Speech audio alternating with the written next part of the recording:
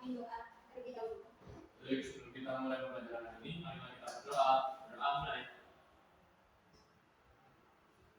Doa selesai. Habis ini ibu absen dulu ya. Ya, dulu. Baik, Bu. Ya, hadir. Naihan, Hadir. Firza, Hadir. Sakit. Diki, Hadir. Bisma, Sakit. hadir. Itu siapa Bu? Hadir. Nah, sebelum belajar kita nyanyi dulu ya. Nyanyi lagi bagi Bu Nekti. Baik, Bu. Benar Bu.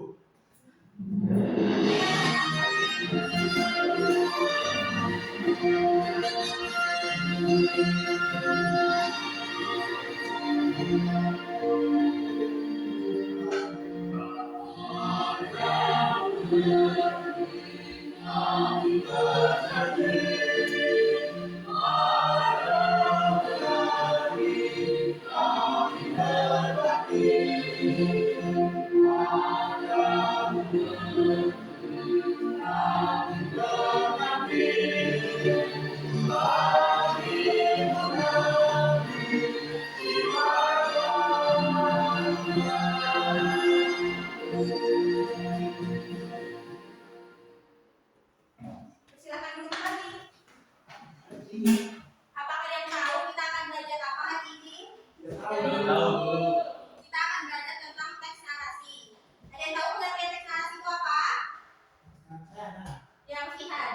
Narasi adalah jenis teks yang mengisahkan suatu peristiwa berdasarkan tentang waktu atau kronologis yang bersifat fiksi, bersifat imajinatif maupun non fiksi. Ya, betul sekali.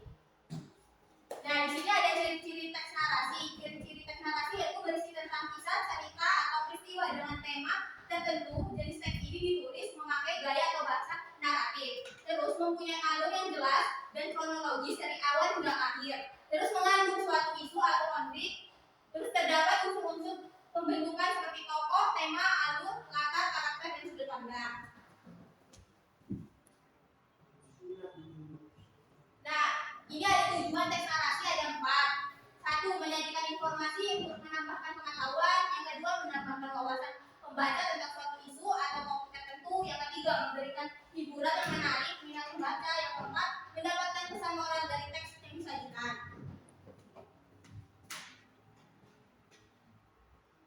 Apakah ada yang ingin membacakan tentang fungsi dari teks narasi? Ada, saya, Bu. Ya. Jadi untuk fungsi teks narasi ada 3. Yang pertama, memaparkan suatu kisah melalui rangkaian cerita atau peristiwa beserta unsur-unsur pelengkapnya.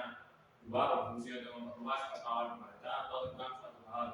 3. Menyampaikan pesan sosial atau amanat melalui perontakan, tokoh, atau kejadian yang terjadi di dalam teks dan mengisahkan kejadian atau cerita untuk kepentingan tertentu. Ya, betul sekali. Nah, Ibu kan sudah menjelaskan tentang teks narasi. Habis ini Ibu akan membagikan kalian tentang LKPD. Tapi sebelum itu, kalian nonton videonya dulu ya, baru kalian bisa mengerjakan. Baik, Bu. Sang angsa ajaib. Pada suatu hari di sebuah desa yang asri hiduplah seorang petani sebatang kara. Ketika ia sedang berada di perjalanan pulang menuju rumahnya, ia melihat seekor angsa putih. Sang petani pun menghampiri angsa putih tersebut dan memutuskan untuk membawanya pulang agar dapat dipelihara. Betapa malunya seperti saya hidup sendirian seperti diriku. Aku akan memelihara. Sang petani pun menghampiri angsa putih tersebut dan memutuskan untuk membawanya pulang agar dapat dipelihara. Setelah angsa tersebut dibawa pulang, petani segera membuatkannya kandang. Mulai sekarang kau bisa tinggal di sini, wahai angsa. Nanti akan kuberikan makanan untukmu. Karena hari mulai gelap, sang petani pun masuk ke dalam rumah untuk beristirahat. Keesokan harinya, petani pun bersiap-siap untuk pergi ke sawah. Ketika ia akan memberikan makanan pada angsa, ia terkejut karena melihat adanya sebuah telur emas di dalam kandang angsa tersebut. Wah, burung emas. Ternyata kau adalah angsa ajaib. Sang petani pun membatalkan niatnya untuk ke sawah dan mengambil telur emas tersebut untuk membawanya ke pasar. Sesampainya di pasar, petani menghampiri penjual emas di sana. Pak, Apakah informasi ini termasuk dalam masuk? Penjual emas pun takjub akan telur emas yang berkilau tersebut. Ya, benar. Ini adalah emas murni. Aku akan membelinya dengan harga yang sangat mahal. Sang petani pun mendapatkan uang yang sangat banyak dan pulang dengan perasaan senang.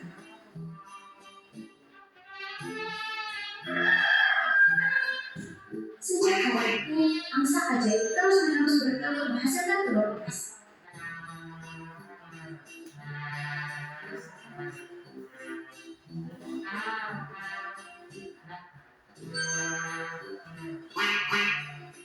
Namun, petani merasa tidak puas karena telur emas yang dihasilkan hanya sebutir dalam sehari.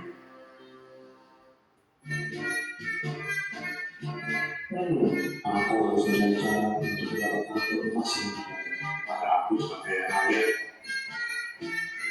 Aku akan mencaci telur saja ini untuk mengeluarkan semua telur emas yang ada. Keesokan harinya, petani mengambil sebuah golok untuk membeli angsa ajaib tersebut. Betapa terkejutnya sang petani karena ia tidak melihat adanya telur emas di dalam perut angsa ajaib itu. Sang angsa ajaib pun kini terlambat. Petani itu hanya diam dan merasa menyesal atas apa yang salah. Dia pun kehilangan angsa ajaib dan telur emas untuk selamanya. Jadi, sebagai manusia, kita harus selalu bersyukur dengan apa yang dimiliki dan jangan serakah untuk mendapatkan semuanya, karena ia akan memberikan diri sendiri.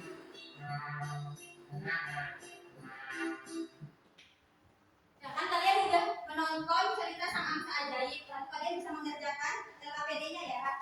Baik, Bu.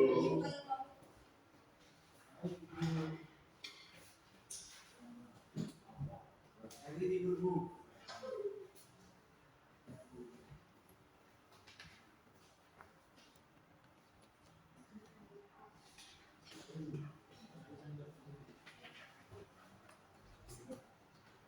Angsa ini angsa. Ini lagi ini angsa ajaib saya udah turun.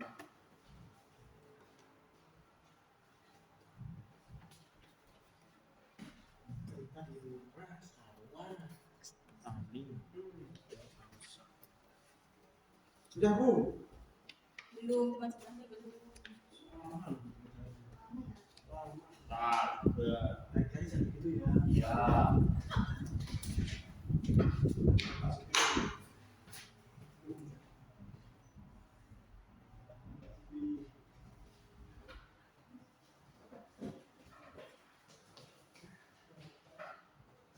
Sudah Bu.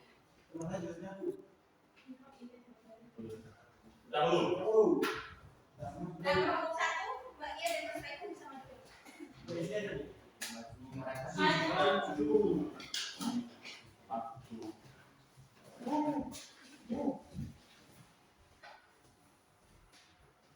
Jadi di sini saya akan mempresentasikan versi kerja untuk nomor 1.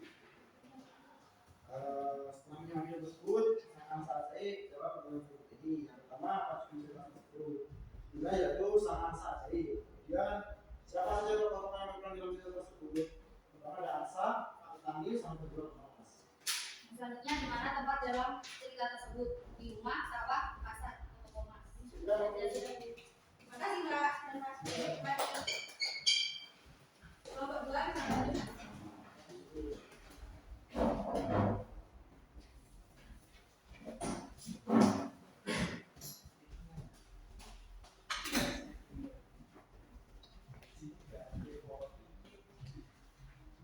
Baik, di sini saya akan mempresentasikan hasil kerja dari kelompok kami yang nomor 2.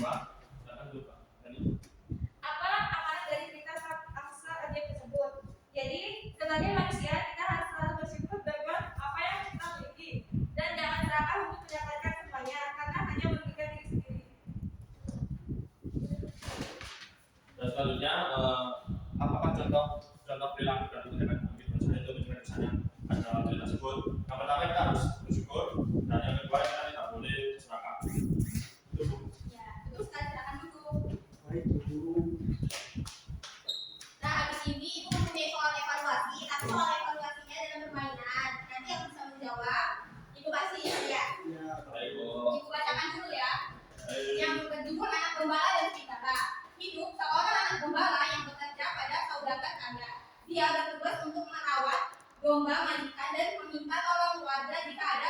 serigala yang mendekati domba. Bosan dengan rutinitasnya membala domba, anak gembala tiba-tiba berteriak, "Tolong, ada serigala di sini!" Sontak warga desa itu segera menghampirinya dan menolong. Tetapi mereka kesal karena gembala hanya bercanda, senang dengan reaksi warga. Anak gembala pun terus-menerus menipu warga dengan mengatakan ada serigala datang. Sampai suatu sore, datanglah segerombolan serigala yang mendekati domba dan anak gembala. Ketakutan anak gembala pun berteriak minta tolong. Tapi tidak ada warga yang menjawab karena mereka sudah tidak percaya lagi. Tidak perlu.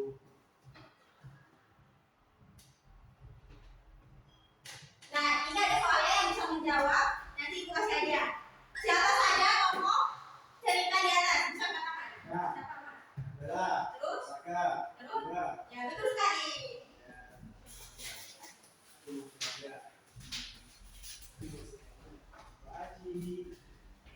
Nah, yang kedua, bagaimana sikap anak gembala dalam cerita di atas? Seru, bohong. Terus? Suka menipu warganya. Ya, betul sekali.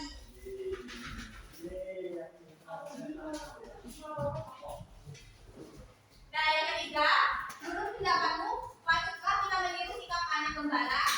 Ya, jelas ya? Dan juga yang ketiga, tidak patut karena kita merugikan dirinya sendiri dan orang lain. Ya, betul sekali.